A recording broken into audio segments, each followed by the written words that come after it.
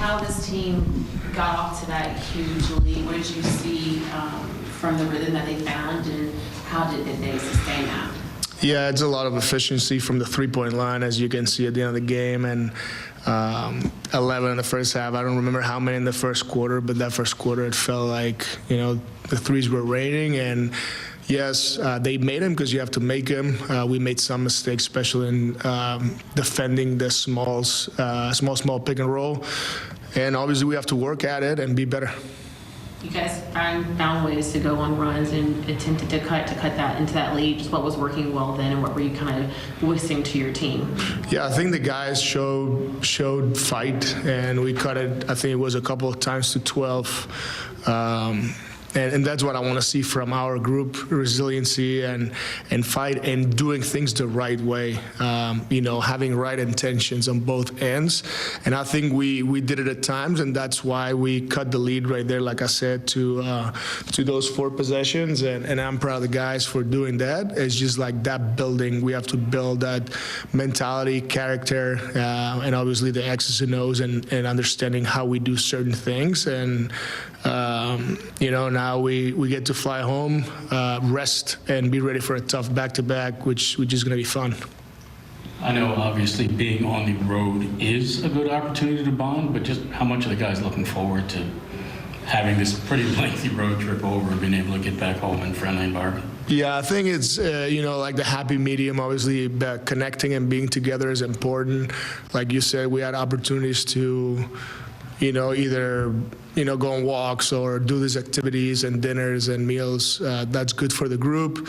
Obviously, what's most important for all of us, it's our families and our loved ones, and it's always good to go back to them and have that mix is important. Now we're going home, and I think everybody's going to feel great, to sleep in their own bed and then rest and go back at it, because we're like just past that halfway point, and getting better doesn't stop right now. It's we have to have high standards, and I think these guys have been amazing with it, and the high standards of getting better. So if you've gotten better, can you sustain? Can you even get better? And that's what we got to do as an organization, and also the coaching staff. Me first is to hold them accountable to get better, and those are the wins that we're looking for right now. When you look at kind of how these 6 games go when it comes to the basketball side of things, what do you want your guys to take from how some of the situations that you guys were in to kind of move forward? Yeah, you learn from, you mean the past 6 games? Mm-hmm. Yeah, you learn from every situation, right? Like, played Denver, and we played against a very special player. Then we go into Utah, and there's late game situations in offense and defense that we made mistakes, and we learned from it. Then we respond in Portland. Then we have a really tough one against the Clippers, which it's where you don't want to point fingers. You want to stay together and support each other. And we go to the Lakers, played against the all-time one of the best players in the world, and we responded again, and now we come here, we fight, like I said, cut it to 12. Could have been better, a lot of things, and those are the things that we as coaches need to find on the film. And right now, I said those small pick and roll, because Isaiah Joe made 8 threes, 8 out of 10, which is pretty impressive, and you find ways to be better. And again, these guys are ready to listen and ready to work. That's most important. You talked about, finding little ways to improve around the edges. I don't mean the perimeter, but I mean around the edges of what you're doing. Is pick and roll defense one of the primary things that I think that you drill down going forward?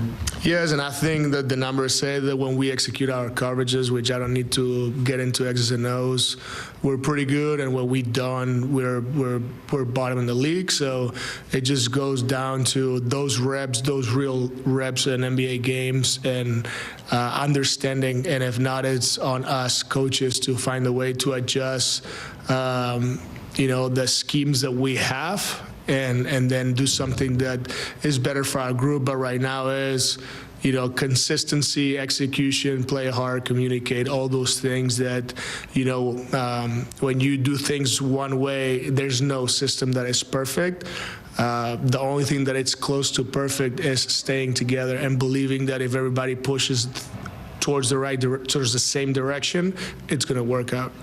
When you look at the Thunder, kind of the trajectory they've gone on this last couple of years, I know you spoke highly on Mark and then Shea, what they've been able to do, but just what stands out about how they've so quickly formed this core and how they're playing right now?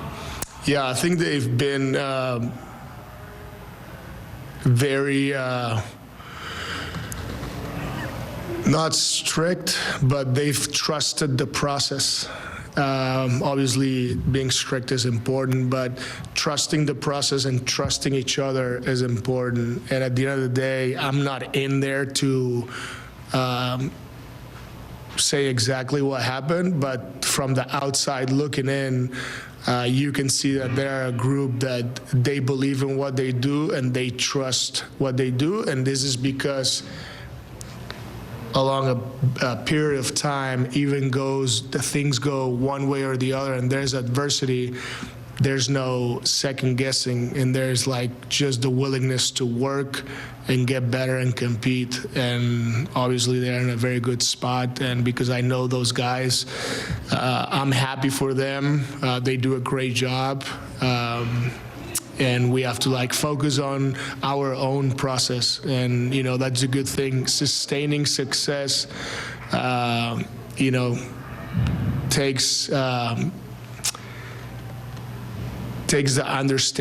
understanding how things go, and when there's adversity is when it's most important, and that's right there when our guys have been very good, working hard to just being successful along the process, and we just started at this point, and we know we will be very good soon enough.